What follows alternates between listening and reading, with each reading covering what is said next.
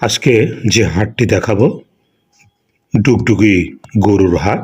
এই হাটটি চুয়াডাঙ্গা জেলার দামুড়হুদা থানার অন্তর্গত, অথবা যদি বলি দর্শনা দামুড়হুদার মাঝামাঝি এই হাটটি অবস্থিত।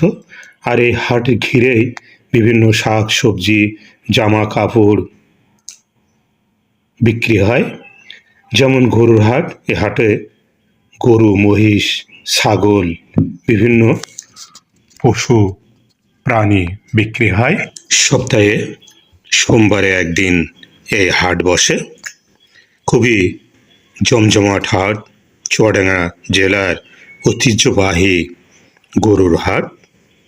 এই হাটে শত শত হাজার হাজার গরু ওঠে এবং বেচা কেনা হয়।